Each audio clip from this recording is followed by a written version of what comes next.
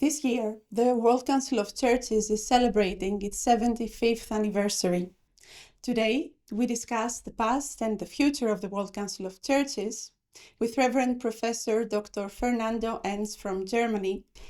Are you able to share with us moments from the past life of WCC from these 75 years that you consider critical, important milestones for the impact they had on the life of the churches and on international affairs? Right. Well, if I have to be brief, I would mention the International Ecumenical Peace Convocation. It's a long, complicated term. It was a peace conference that we organized in 2011 in Kingston, Jamaica. Why is this so specific? It was at the end and the culmination of a decade to overcome violence organized by the World Council of Churches. And that whole decade, we focused really on the question, how can we bring peace building with justice from the periphery to the center of the life and witness of the churches? Now, in order to do that, you don't only need theologians, church leaders, and experts. You need activists, you need NGOs, you need communities who have the wisdom and the experience of peace building. So in this International Ecumenical Peace Convocation, we brought them all together in the beautiful site of Kingston, Jamaica, and we discussed it there. And what was so important is not only discussing and sharing with each other, but it was also that in that moment we were able to formulate an ecumenical consensus on just peace.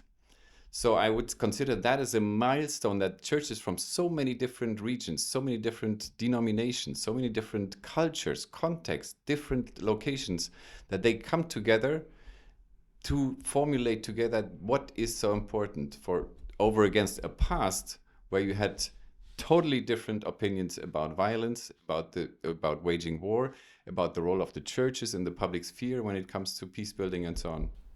Why should a young person, hundreds of young people are watching us, what is your opinion? Why should they participate in the life of the council? Well, the answer is very simple, because the church needs the young people. It is as simple as that. A church that does not listen to and does not have the presence of the young generation is in the risk of becoming a museum, a place for elderly people who love their nice positions, but who are becoming part of that museum. Now, the church is not called to be a museum. The church is called to witness and to make a change in the world. Now, I totally understand that young people are very much concerned, this young generation, about climate change, about future possibilities that they have, about being involved, in wars and things like that. So they see a lot of crises, and they recognize that if they don't act, if they don't move, it will not be a bright future for them. Now, what I perceive here is that they still try, at least in some locations, to go with the churches and to see if that agenda is on the churches as well. But if we older people, if we don't make space for their agendas, which should also be our agendas, of course, if we don't make room for that, if we don't create that space where they can meet, where they can consult, where they could even take the lead in these campaigns and activities, then these young people will do their thing anyway, because they are so concerned and they are so committed, and I respect that and I'm proud of them, I must say. But my wish is that they consider the church to be a space where they can exactly proceed with these agendas, because it is for the best and for the good of all of us.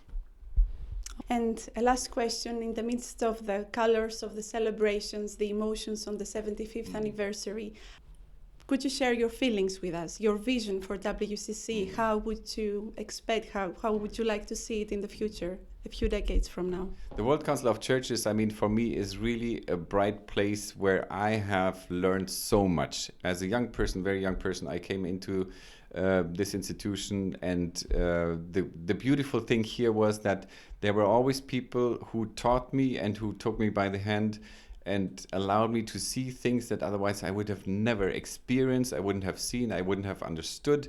So, and to do that with this international, interdenominational people of God is just, it's just so inspiring, and it has changed my life. Really, I'm the person that I am today because of this.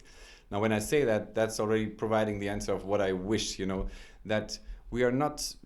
My wish is that we are not just caught up with, writing our nice little documents, a nice paper that we have, for example, or being busy with ourselves. My wish is really that we always are reminded and understand that we are not here just as an end in itself. We're not here to please ourselves. We are here to really make a change in this world.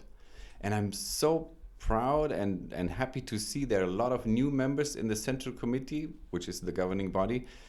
A lot of young people, and I see how motivated they are and how much inspired they are by this space, of course, trying to find their ways and so on. So I'm now part of the elderly people to say, like, come, I show you, and if you do it like this, and then you have a better chance to be heard, and so on. So I love it. It's really a space of flourishing, of learning, sometimes frustration, yes, but that's also part of it, the wrestling with the other, and always trying to listen to, why is the other person so different? Why is he or she saying something so different? But then, stay in the dialogue. And I see a bright future for this institution because of the young people that are here. Thank you. So happy birthday to WCC, Yes. and all the best for your academic and ecumenical work. Thank you very much.